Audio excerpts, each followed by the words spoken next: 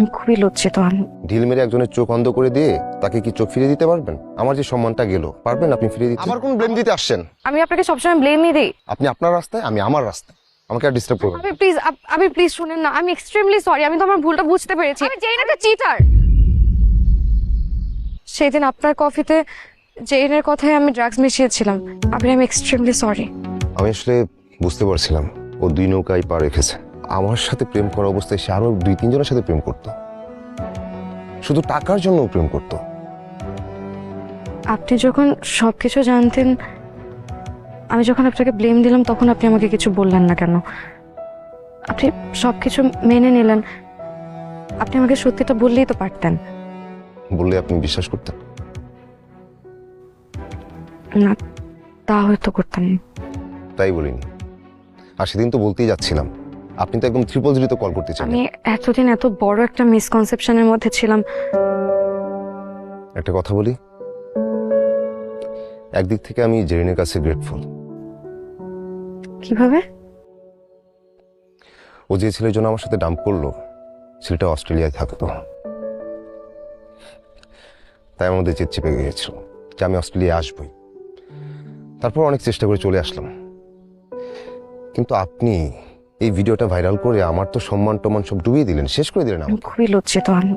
এখন আর সরি বলে কি হবে? ঢিল মেরে একজনের চোখ অন্ধ করে দিয়ে তাকে কি চোখ ফিরিয়ে দিতে পারবেন? আমার যে সম্মানটা গেল, পারবেন আপনি ফিরিয়ে দিতে? হ্যালো মাই ডিয়ার ফ্রেন্ডস, আমি আজকে আসলে একটা কনফেশন করতে যাচ্ছি।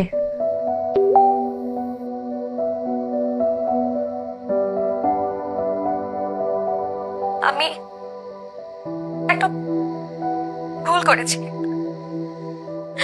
আর আমার ভুলের জন্য আবির অনেক সাফার করছে।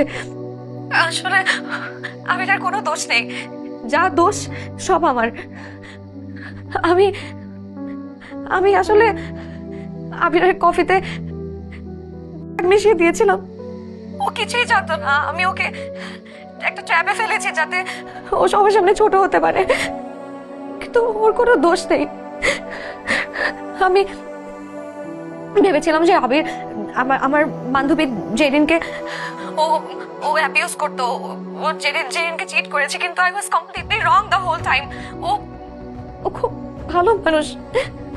আমি আমার ফ্রেন্ডশিপের খাতিরে আবিরের সাথে থেকে রিভেঞ্জ নিয়েছি, কিন্তু ও কিছুই জানতো না, ও কিছুই করেনি।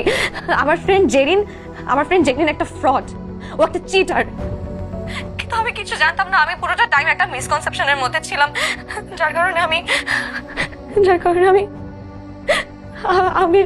আমিরের সাথে এমন একটা কাজ করেছি। আমি খুবই লজ্জিত।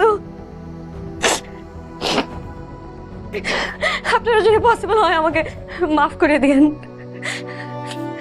আর আমির, যদি পসিবল হয় তাহলে তুমি আমাকে মাফ করে দিও। আমি এক্সট্রিমলি সরি, আমি বুঝতে পারিনি।